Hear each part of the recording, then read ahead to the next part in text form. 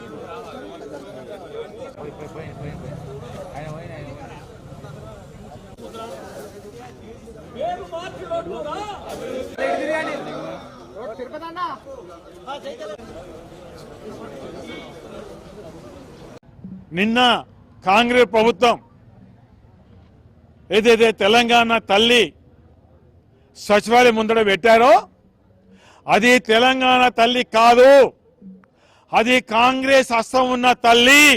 ఇది తెలంగాణ గడ్డ మీద పుట్టిన 4 కోట్ల జనానికి ప్రయాణికానికి అవమానపరిచిన ఈరోజు కాంగ్రెస్ ప్రభుత్వము అనేది ప్రతి గుండెల్లో ఇవాళ ప్రతి ఒక్కరు అనుకుంటున్న సందర్భాలు. ఆనాడు ఉద్యమ సందర్భంలో డిసెంబర్ 9న ఏదైతే అన్నట్టు చిదంబరం గారు ప్రకటించారో ఎవరో చెప్తే ప్రకటించలేదు. కేసీఆర్ గారి అమరణ నిరాహార దీక్ష ఒకవేళ తెలంగాణ ప్రకటించబోతే తెలంగాణ గడ్డ మీద ఉన్న అల్లకల్లోలం అవుతుంది, ఢిల్లీ పీఠాన్ని కదిలిస్తుందని ఆనాడు కాంగ్రెస్ ప్రభుత్వం భయపడి చిదంబరం గారు ప్రకటన చేశారు. అది కేవలం కేసీఆర్ ఆమరణ నిరసనగా చేసిన మాట ఈ సందర్భంలో చెప్పడం జరుగుతుంది. నేను అసెంబ్లీ చూశాం, ఎక్కడన్నా కేసీఆర్ మాట వస్తుందా? ఎక్కడన్నా కేసీఆర్ నిరాదీక్ష వచ్చిందా? మీరు కేసీఆర్ మాట తీయకున్నా 4 కోట్ల ప్రజల గుండెల్లో ఉంది. కేసీఆర్ వల్లనే తెలంగాణ వచ్చిందని ఇవాళ చెప్పక తప్పదు. ఈరోజు ప్రభుత్వం వస్తే మార్చడమా? మనం పెట్టిన తెలంగాణ చూడ ముచ్చడిగా బ్రహ్మాండంగా కిరీటం కానీ అదేవిధంగా కిరీటం కానీ చూస్తుంటే ముచ్చడిగా ఉంది. ఒక ముచ్చట కాదు, తెలంగాణ తల్లి చూస్తే దూరానికి పోతే చేతులు ఎత్తి దండం పెట్టే విధంగా తెలంగాణ తల్లి బంగారు కిరీటం, వడ్డాలం, అదే ముక్కుబు అనుకోండి, కాళ్ళకు మట్టలు అనుకోండి, కాళ్ళకు అదేవిధంగా మంగళసూత్రంతో సహా చూడ ముచ్చటగా అంటే ఒక మహాలక్ష్మి లాగా పెట్టిన తెలంగాణ తల్లి. కొందరు అంటారు 2007లో దీన్ని ఎందరో మేధావులు, ఎందరో కళాకారులు, ఎందరో విద్యావేత్తలు దాన్ని ఆనాడు తెలంగాణ తల్లి రూపం చేసిన సందర్భాలు.